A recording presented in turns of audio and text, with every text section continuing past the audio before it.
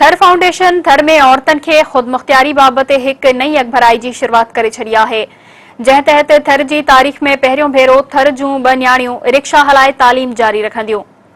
थर फाउंडेशन तरफ़ां human development foundation जे सहकार सां 2 नौजवान नारियनि ब्लॉक 2 जे ॻोठ मानसिंह जी आसिया भील ऐं अबन जे तड़जी लक्ष्मी मेघवाड़ खे तरबियत ॾियारण बाद तक़रीब मुनक़िद करे रिक्शा संदन हवाले कया विया। तक़रीब खे ख़िताब कंदे Sindh Engro coal mining company जे वाइस प्रेसिडेंट अज़हर मलिक चयो आहे त औरतुनि जी ख़ुदमुख़्तियारी खां सवाइ मुआशरे जी तरक़ी नामुमकिन आहे। औरतुनि खे ख़ुदमुख़्तियार करे मुआशरे में वॾो इनक़लाब आणे सघिजे थो।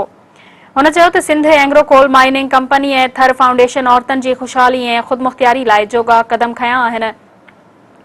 औरतुनि जी ख़ुदमुख़्तियारी जो ही मनसूबो न सिर्फ़ रोज़गार जो ज़रियो बणिबो पर इलाइक़े जी न्याणियुनि जी तालीम खे हथी वठाइण में मददगार साबित थींदो।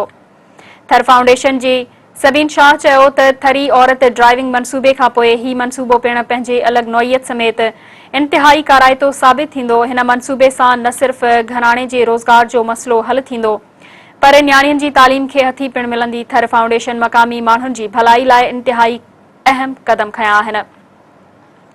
तक़रीब दौरान रिक्शा ड्राइवर न्याणियुनि आसिया ऐं लक्ष्मी थर फाउंडेशन जो शुक्रियो अदा कयो। तक़रीब में Sindh Engro coal mining company ऐं थर फाउंडेशन जे नवाब आबिद मोहसिन मलिक, जुनैद अंसारी, अल्लाह वधायो हाजाणो, कज़ाफी समेजो, फयाज शेख, इरफान जुणेजो, फ़कीर एजाज, महविश समेत रिक्शा ड्राइवर न्याणियुनि जे वालिदैन पिण शिरकत कई।